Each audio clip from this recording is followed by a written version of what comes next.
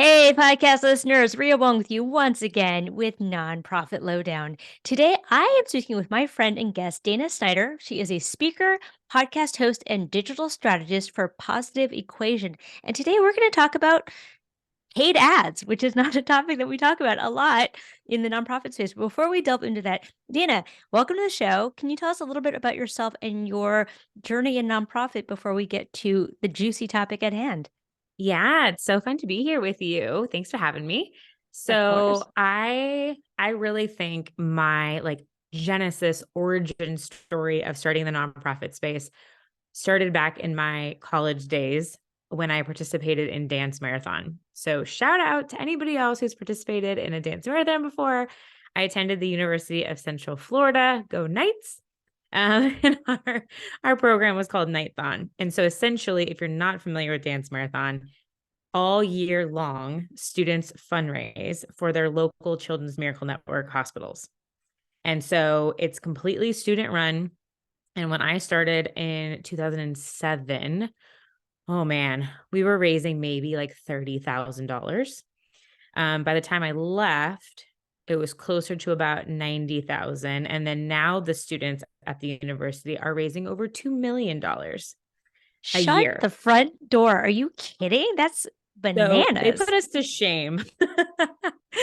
But essentially, like we put a lot of practices into place and changed the board structure. And I mean, UCF is it's either the first or the second largest university in the country. And so I remember always saying, if just every student, if every person gave $1, that would be like $50,000 or $60,000. And so that kind of sparked, I participated in it. Then I was on the board. Then I was like co-chair essentially and working on external partnerships and sponsorships in the community. And it was a full year commitment. It was like a job, a free job, non-paid job.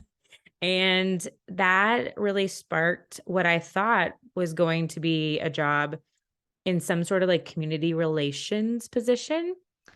And then, long story short, since then, I did work for a nonprofit straight out of college for about 2.5 years and did all things PR and advertising. And, social media was on the come up. It was in its infancy, trying to figure out what it was. And so I was trying to figure out what it was. And so I was just naturally, I was growing in my career as social media was growing, especially within the business world.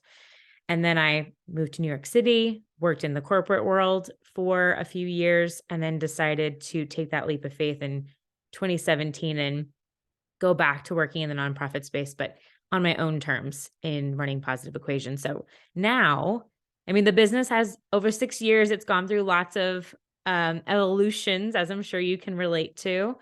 But as of recent, I do a lot of speaking engagements and teachings and webinars, all on paid advertising, which we're going to talk about today for nonprofits and building monthly giving programs. I love that so much. And thanks for talking us through your origin story. So, and I love the dance-a-thon because I do think, I mean, I have this, you and I were just talking about the fact that I was teaching a bunch of high school kids about social Yeah. entrepreneurship. It's like the sooner we can get them into fundraising, the better, I think. Well, and what's fantastic about it actually is I speak about this in one of my keynotes that I was 18 years old when I was introduced to Children's Miracle Network hospitals. They have the balloons. If anybody's ever seen in some of the corporate partners are Publix, Costco, Walmart, IHOP, and at different times during the year, Dairy Queen, they'll have these balloons that they sell for $1 or $2, whatever it is. And every time I see the balloon, I always say yes, like I will purchase and make a donation. And so it was ingrained in me about their mission and their brand when I was 18. And now I am about to be 34 and I still will donate every single year to that organization. Wow. Yeah, you got to start early. And actually, what was cool is with my group, they all raised money for a nonprofit of their choice, and they raised like $1,000 each, which for a Cool. 16-year-old is pretty considerable. Okay, Dana, let's switch tacks because I want to talk about paid ads. Paid Let's ads is do it. not it's not a strategy that a lot of people think about, particularly the smaller nonprofits. And so generally when we think about, building our email list or prospects, it tends to be organic, right? Word of mouth, friends of friends, social media, etc.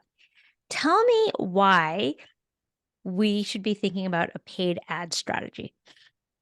Oh, because it's so beneficial to in twofold. A, to reach the right audience with the right content at the right time. And so you're progressively able to move people through this funnel. I think what a lot of people see is in organic social media these days, it's maybe 1 to 3% of your audience sees your content now. So you might think you are posting a ton about your impact in your programs, but 1 to 3% of your audience is seeing that. And then it's like, and what about all the new people that you're trying to reach, right? Not just your supporters. So a paid ad strategy lets you really lean into very specific audiences that you're looking to reach and align that with very specific goals that you have, just like you mentioned, emails. So, like list building might be one, or donations might be one, or top of mind visibility might be one. So, it allows you to really customize who you want to see that content that you're working so hard on all the time. Yeah, that's really helpful. And, I'm glad that you said that because I think in the back of a lot of people's minds, there's this idea of, oh, I'll just like do the ice bucket challenge and I'll go viral. Yeah. Yeah. The ice bucket challenge. Um, so I think we can safely say, like, that is not a strategy. Going viral is not a strategy, I would say. Yes. Um, you want to, and even what I would say with ads is one of the biggest mistakes I see is there's a graph that I saw, it's like a hockey stick, where organizations at the end of the year will do most of their ad budget, which logically, right, we think makes sense. November and December, we're trying to catch everybody. But what about the rest of the year? And like building new leads and nurturing people and staying top of mind. So, just like the idea of the biggest mistake is I'm just going to all of a sudden run a donation campaign to these people who have no idea who I am and it's going to work. No, like that is likely not going to work. Think about just human nature, right? The first time that you ever see a brand or get introduced to something, are you likely to buy it? Probably not, right? You need to see things multiple times. You want to learn about it. You want to watch a video about it. Then down the line, you might take action and engage with that person or that brand and donate. So going viral is not a viable strategy, I would say. Yeah. So let's talk about that because I do see that being a mistake that a lot of people make, which is, oh, people will hear about us and then they'll donate, right? Not understanding that there's a funnel that you have to get people through, which is there's a difference between being aware of something, being engaged in it, being interested in it, and then actually committing. So can you talk a little bit? I want to talk about paid ads really quickly, but what is a nurture sequence for those of us out here who don't have a marketing background? Yeah, no, of course. So I mean, you just kind of just spoke to a few of those different stages, right? Usually you're in that awareness phase where you might watch a video on something and so you know it exists.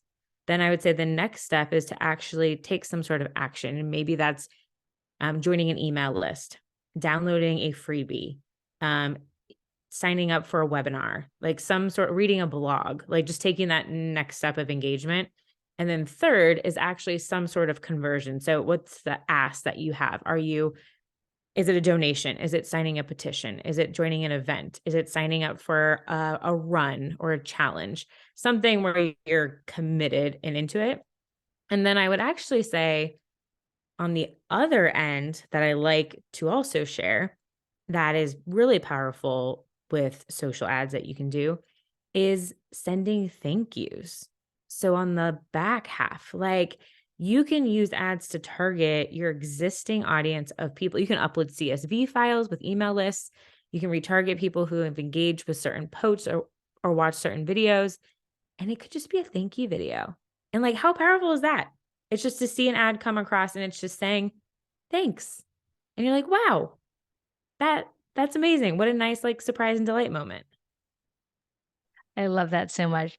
Okay, we're gonna get a little technical in a minute, but what would you say, and I know I can hear this in my head already, like, "Dana, we're a small nonprofit. We don't have money for ads."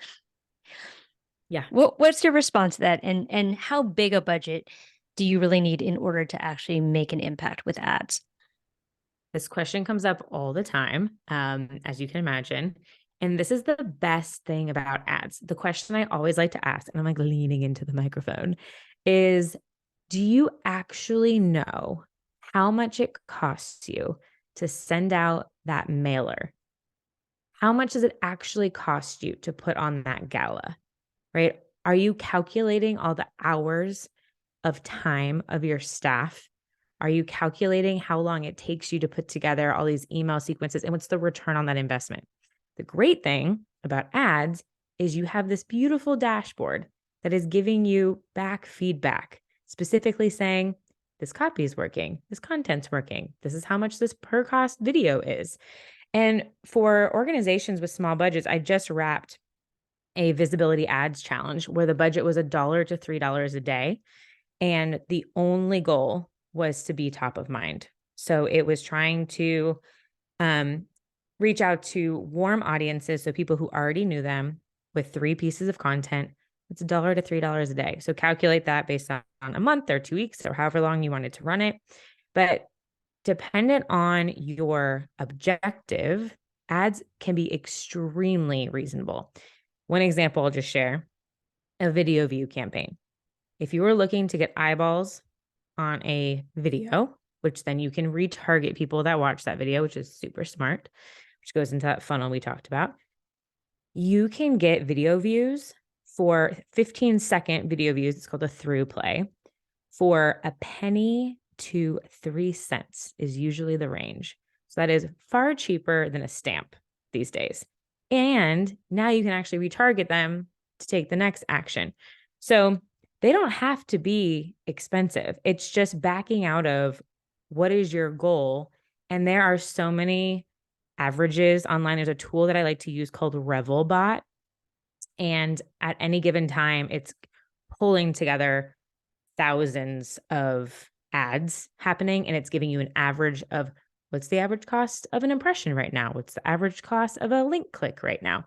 And so you can look at that and you can gauge, okay, like where do I stand in the scheme of things? For the participants of the challenge, what we were looking at is what's the cost to reach 1,000 people, which is an impression. An impression is reaching 1,000 people. And I'm running ads right now where it's costing me $1 to reach 1,000 people. There was an organization where it was costing them $5 to reach 1,000 people. Like you can't do that with any other types of platforms. So hardcore myth on the expense. So, again, to get technical about it, because I know very, very little about it, like just enough to be dangerous. What's what's the hear about like the algorithm changing, and does that impact the ad strategy? So the biggest change that happened recently-ish was the iOS changes. So for anybody that is like, what is an iOS change? If you are an iPhone Apple user, when you visit certain websites or download certain apps, you have been prompted within the past year and a half with this pop-up that says, would you like your activity to be tracked or not tracked? If you've said not tracked, then Facebook does not have that exact data anymore that it used to know exactly like what you're doing, what you're clicking on. So that only means that when somebody is leaving Facebook, some of that data is lost. So you just have to do a little bit of detective work. Any actions on Facebook or Instagram, because Facebook owns Instagram, Meta technically, are still accurately tracked because you are on their platforms. So there are now, you can run donation ads on Facebook. You can run video ads. You can run engagement, right? Anything that's keeping you within the platform is still going to be pretty accurate. It's when you leave. That would be the biggest change. That's not technically an algorithm change. But that's the biggest like ad update that's happened recently that's affected a lot of people. So when we think about all of the different platforms that we could run ads to, there's Facebook, Instagram, LinkedIn, YouTube, TikTok, like where would you recommend that people start? So Facebook and Instagram are by far the easiest and low cost. LinkedIn also does have an ad platform. And what's great about theirs is that you can target people based on job titles, right? Which is pretty cool. But in my personal experience, it's been very expensive. So I am always an advocate of testing. You always, always, always have to test, and you can't shut something off. This has happened so many times. Somebody runs it for like a day and they're like, oh, it's not working. I don't see anything. I'm going to turn it off. No, like you have to give these ads time. I had this great conversation with Mark Dobkins from the Nonprofit Forever Projects, and they do a lot of ad spending. He's like, I like to think about ads manager like an employee. I can't fire them after a day if they're not performing. I have to give them some grace. And it's the same thing. Facebook and Instagram ads need about 3,000 impressions, so 3,000 people, to start to learn and to understand what's working or not. If you shut it off and it's reached 50 people, like you haven't given it enough data to do anything.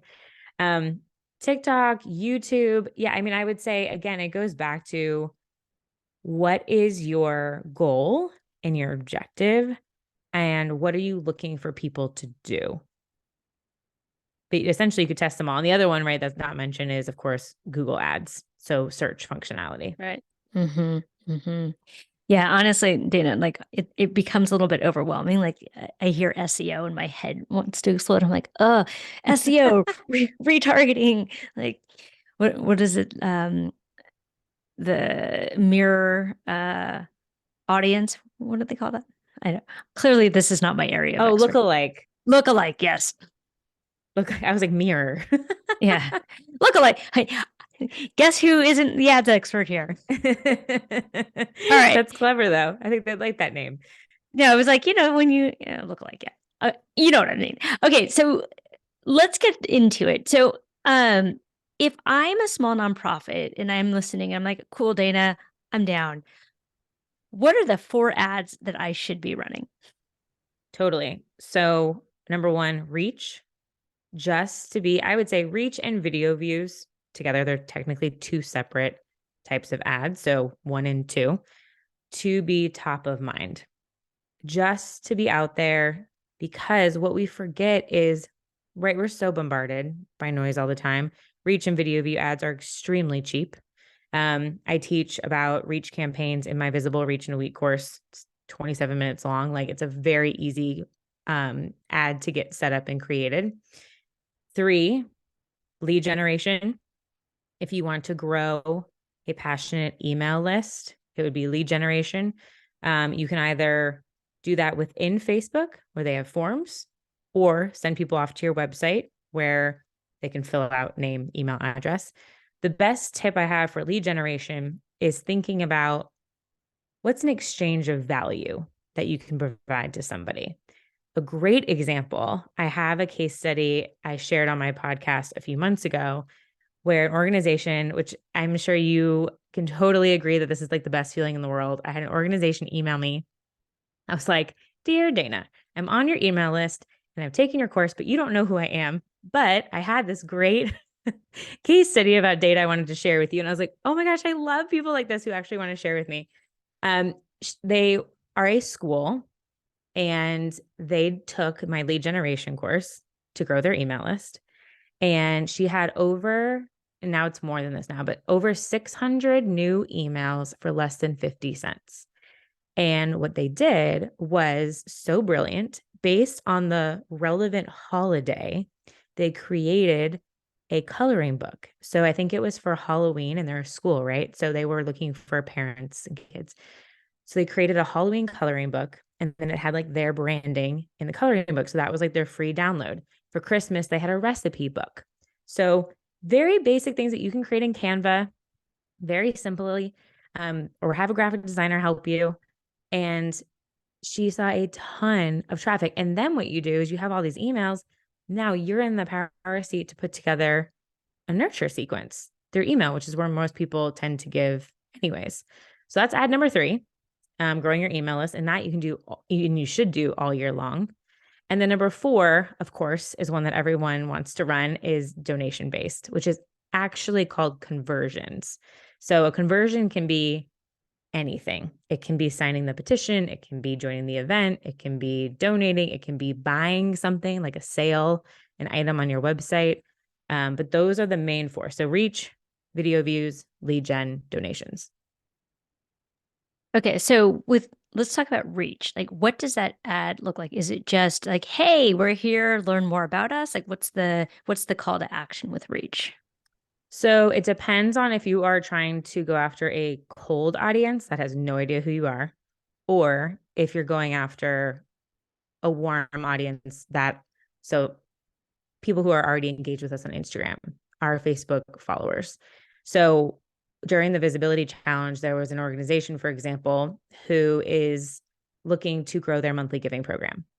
So she has a video that's introducing their monthly giving program. She went through my mastermind and I said, you should use your video. So she's running her video currently to her warm audience to explain, like, hey, you may have never known that we have this program, but I'm going to share this video with you. And so the call to action really at then is just to watch the video and learn about it. And then her next ad is going to retarget people to give donations. But it can be different. Usually reach is just like a, hey, we're here, status update, impact update, see us in the feed. It's that subconscious top of mind consideration is all it is. Got it. And let's talk about video for a second, because I think, myself included, we get a little like self-conscious about video. Like, what do I say? Any tips on that, and particularly thinking about length, right? Because we know that people's attention spans are kind of waning. Any feedback or guidance on that? Yeah. So I would say with video, honestly, these guys, these iPhones are your best friends. Keeping it raw. You don't have to create. I think people think video and they're like, oh, I need this high quality, high produced thing. No, like some of the best stuff that's working, it's why Reels and TikToks are popping off, is very raw content shot selfie style. Making sure that you're formatting for vertical, right? And not just like the horizontal. But I would say you always want to start, and this goes for copy too. You have a hook. So how are you going to hook people into the video? Normally a question, a staggering statistic, something that's going to grab somebody's attention. One of the biggest errors I see on video is a lot of organizations want to have their logo on the video for like the first 5 seconds. And it's just like logo. No, like that's not going to get anybody's attention. Like immediately start with someone's face that somebody can connect with. Lengthwise, if you are going to be running the video as a reel, you have to be less than 90 seconds. So that's just a great tip, is to keep it less than 90 seconds across the board. And just in thinking about producing content for video, like, who do you recommend should be the person? Like, is it always the ED? Should it be like a young, fun staff member? Like, who is the spokesperson? It can be anybody, really. I think one of the organizations that I love that's done this so well is News Story. And they highlight different people in their organization all the time, depending upon what the content is. When they were doing trips down to Mexico, maybe they had a program director talking and doing the update. Maybe it was their social media person. There's obviously times where it should be your CEO or your ED that's providing maybe a status update. One of the organizations in the visibility challenge, one of the pieces of content I say to share is like a thought leadership moment. Can the ED come on and say, wow, it's been an amazing quarter. Let me talk to you a little bit about what we've been working on the past couple months. And now this is where we're going. And this is why we need your help. Da, da, da, da, da. So I think it just depends on what you're looking to share and who's the right voice to share that story. Is there a tension here between, the being raw being real because, I was looking at TikTok last night and it is very authentic, or at least it appears to be so. And, staying true to the brand because I know there will be lots of people out there, particularly board members who are very, risk averse, who are like, we gotta like have the talking points and the brand. So can you talk to me a little bit about if there is a tension between, brand fidelity and like authenticity? I think what's so interesting about the board comment is most boards have worked for profit companies, and it's like, look at your social content. What is it doing and how is it performing? And then lots of times the advice for the nonprofit is so different, which is so weird to me. You obviously want to keep it within your brand voice, of course. But that is the nature of what makes social is that peer-to-peer connection aspect. Um, you can do graphic videos, and one of my great recommendations is I learn by watching, right? I either use Ads Library is a totally free tool by Facebook.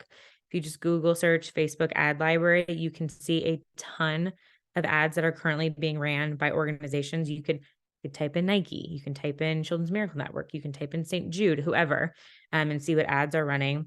And start to just pay attention to what you naturally click on. It's like you were saying, you're scrolling through TikTok. If you're scrolling through Instagram or you're scrolling through Facebook and an ad pops up and you notice that you paused or you clicked on it, screenshot it. Be like, why did I click on that? And then you start to just create this like album. So the next time that you're having a brainstorm about ads, maybe you can look back and be like, oh, this caught my attention. Are we doing something like this? Would this work for our audience? I think we are our own best assistant in learning, is truly gauging by our own actions. So, no, I would say yeah, definitely stay true to your brand voice, but you also want to stay true to and understand what is that platform's business objective? What are they focusing on so that you can make sure that you're creating content that is going to then work on that platform the best? Yeah, that's really helpful. So, one thing that we didn't touch on, and I know this is not necessarily your area of expertise, but I know for myself personally, when I start to think about things like, building my email list and whatever, or even ads, I get very uh, anxious about copywriting and getting into the weeds on that. Or if I have an email nurture sequence, like what do I say in it? So could you talk a little bit about the relationship between ads and writing good copy? Yeah, and it's so important. It's a really good question. You always want to think about who you're talking to and have it be one person. So think about the one person that you're trying to speak to and what would resonate with them.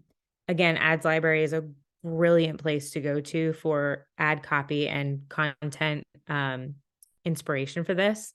But a lot of times I see we sound so corporate, and that's not going to touch the person on the other end. Or when we say big numbers, I was just consulting with an organization on their ad campaign, and like, since 1987, we've serviced 400,000. It's like, that is so hard for somebody to visually compute in their mind. Like, you can't.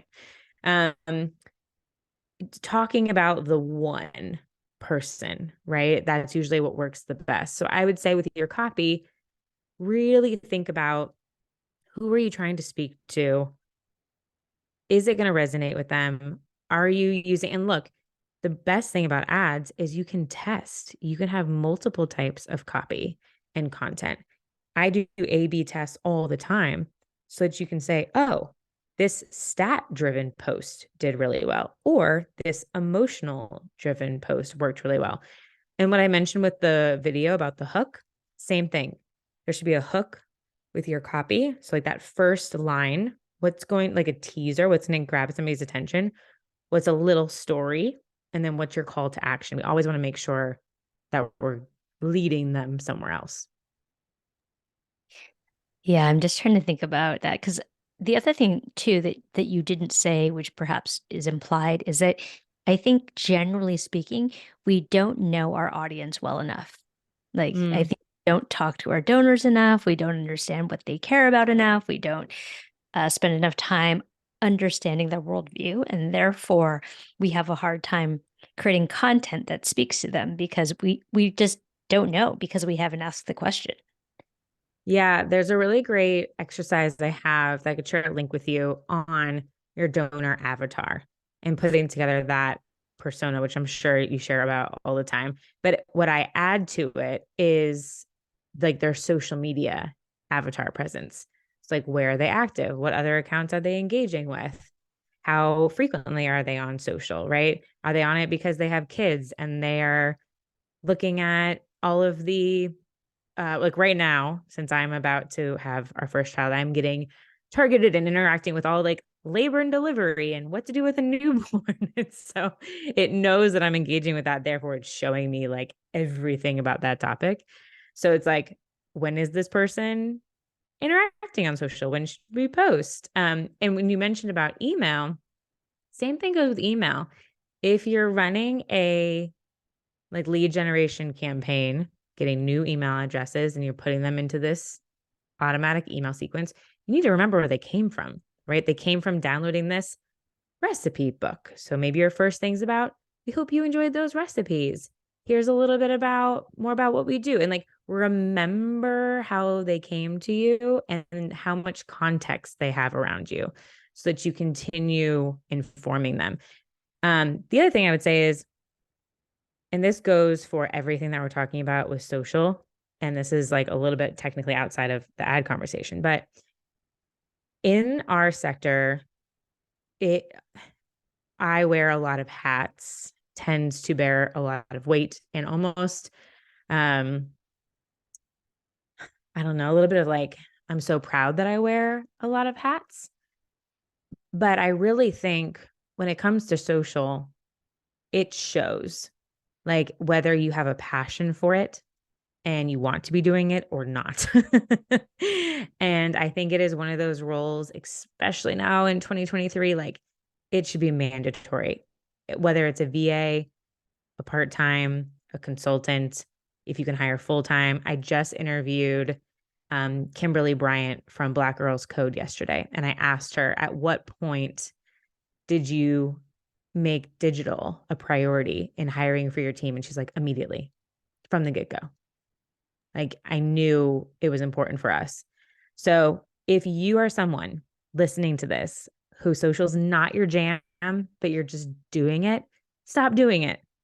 Give it to somebody else who likes doing it, who understands the strategy, who wants to learn the ad space, because it's not going to be worth your frustration. And I just think it's worth bearing and repeating that you are not going to probably see success if you're just churning the same thing over and over and over again. You need to bring in somebody who like can help you with that, and that will be your greatest investment. Yeah. I love that you said that because I'm, as you might be able to tell, not a big social person. And it did feel like drudgery, right? But it could feel like delight to somebody Yeah. else who, for whom this is their zone of genius. And I would just also underscore, like, just because you don't like doing it doesn't mean that you won't get value doing it as an organization. Like I think about we everyone talks about charity water all of the time. That's kind of like this gold standard, but like they have a digital strategy. In fact, I would say they're probably digital first, honestly. Yeah, totally. And I mean, I talked to Vic Harrison all the time about this. And look, at the beginning, they were just throwing spaghetti on the wall too. But eventually, that ad hoc approach does not work. You have to turn it into, like you're saying, a strategy. Um, the other thing that was compelling that Kimberly said, and this is just so fresh in my mind because we just spoke yesterday, was think about your team and their talents. She said they had somebody in programming who they noticed had a really great knack for design. And they started to like watch him do some design stuff.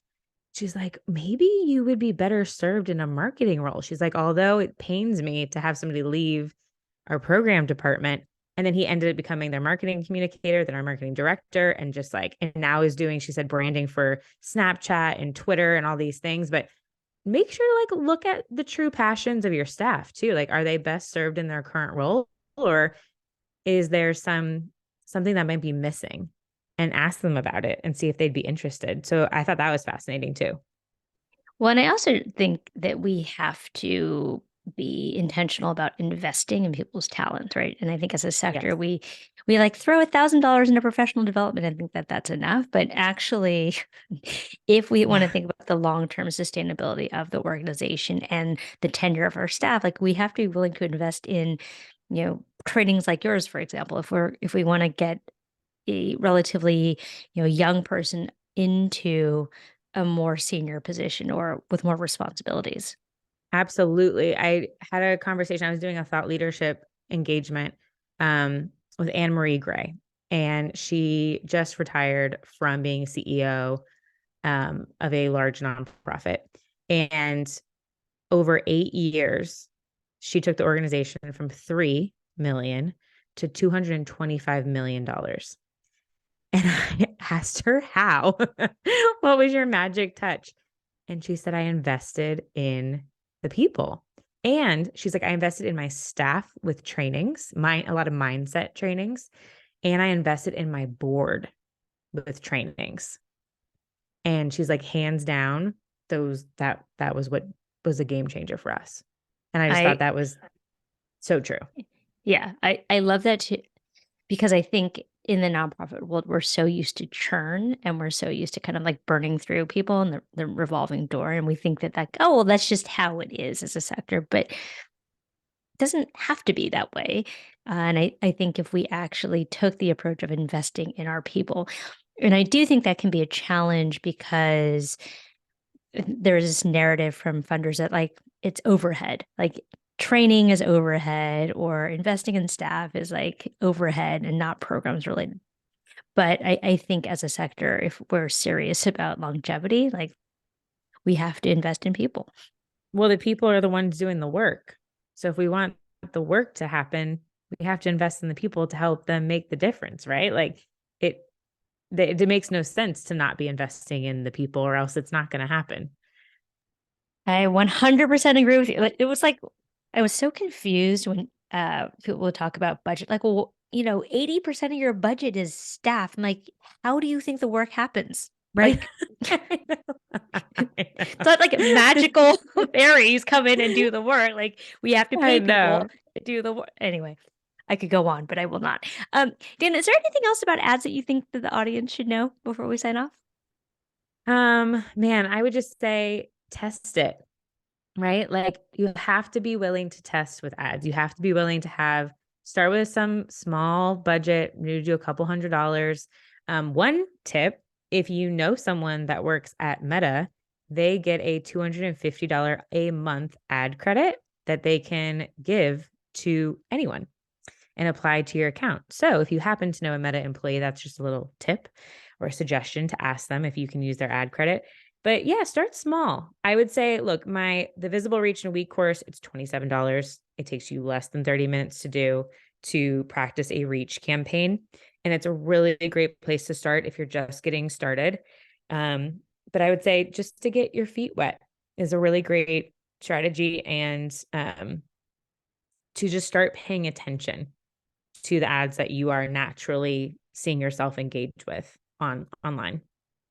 That is awesome. We will make sure to put all of the show notes on that, all the info on that in the show notes. Um, but aside from that, Dana, thank you so much. It's been super interesting and helpful. Thanks for having me. Super fun chatting with you. And we'll talk to you soon. Take care, everyone.